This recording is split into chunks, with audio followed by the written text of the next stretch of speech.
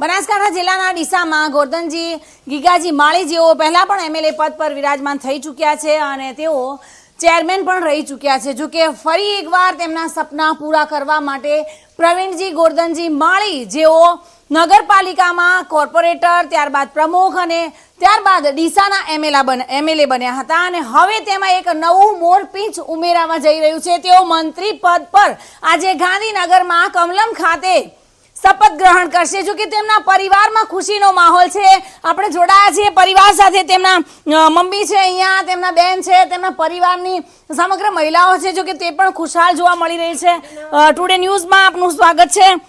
આપના ભાઈ જ્યારે આ જગ્યા પર વિરાજમાન થવા જઈ રહ્યા છે, શું કહેશો? અમને ખૂબ જ ખુશી થઈ રહી છે। અત્યાર સુધી ધારાસભ્ય હતા, આજે અમને મંત્રી મંડળમાં એમને સ્થાન મળ્યું છે।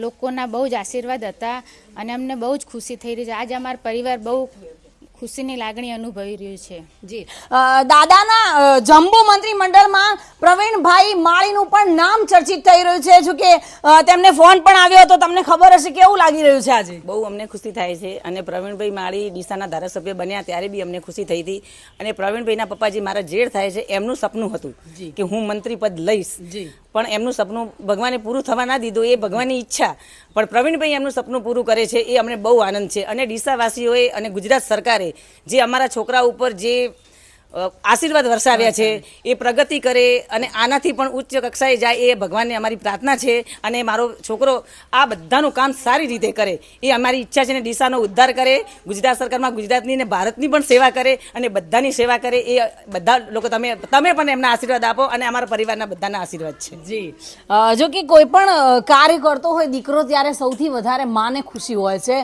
પરિવાર તો ખુશ છે જ, પરંતુ માના માટે ગર્વની વાત હોય છે।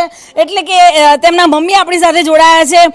શું કહેશો, આજે ખુશીનો માહોલ છે, દીકરો જ્યારે મંત્રી પદ ગ્રહણ કરવા જઈ રહ્યો છે, કેવું લાગી રહ્યું છે?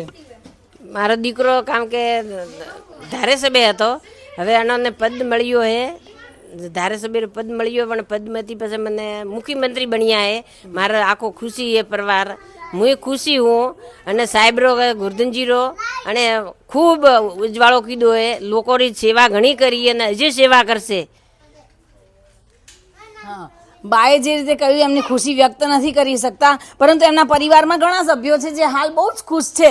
આપ કાકી થાવ છો, કેવું લાગી રહ્યું છે? મસ્ત મસ્ત લાગે છે।